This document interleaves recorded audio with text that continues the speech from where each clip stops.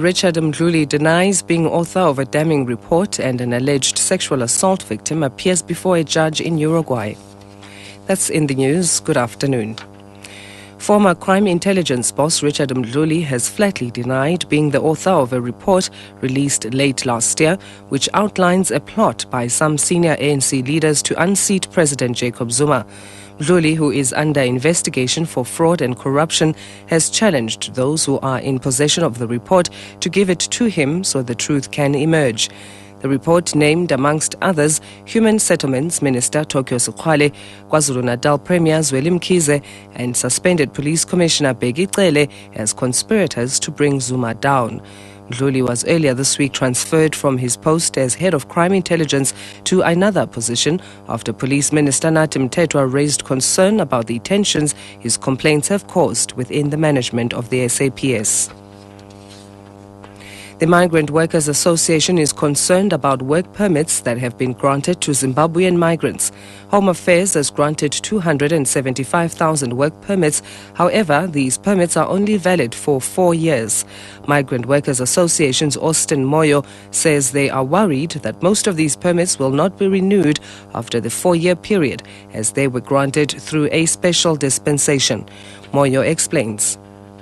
When you evaluate them through the normal immigration channel, most of them will not qualify. But now, after 4 years, a lot of people are deported to Zimbabwe. Zimbabwe is not ready to receive those people because there is no plan for that. And South Africa also will be spending huge budgets of taxpayers' money, deporting people who will still come back to Africa. And it will just be a vicious cycle. So what we are trying to do here is to have a common understanding and try and work this problem through amicably. 2 men accused of murdering British tourist Annie Dewani have made a brief appearance at the Western Cape High Court in Cape Town. Xolile Mngeni and Mzomadoda Gwabe appeared for their pre-trial conference, a process that seeks to ascertain their readiness for trial. It has been postponed to give Gwabe's new legal aid lawyer, Ken Klopper, time to familiarize himself with the case. Gwabe's previous representative, Thabo Nokemane, withdrew his service last month due to financial reasons. Mngeni's attorney was not present this morning and no reason was given. They will be back in court next Friday. The trial date has been confirmed as the 30th of July. Annie Dewani was shot and killed in a staged hijacking in Gugulethu in November 2010 while on honeymoon in Cape Town. The case of Czech billionaire fugitive Radovan Krejcir and his 2 co-accused has been postponed at the Pretoria Regional Court to the 9th of October for trial. Krejcir, Jason Dominguez Baya and Veselin Laganin are facing charges of robbery with aggravated circumstances following a robbery at Ali's Electrical in Pretoria West.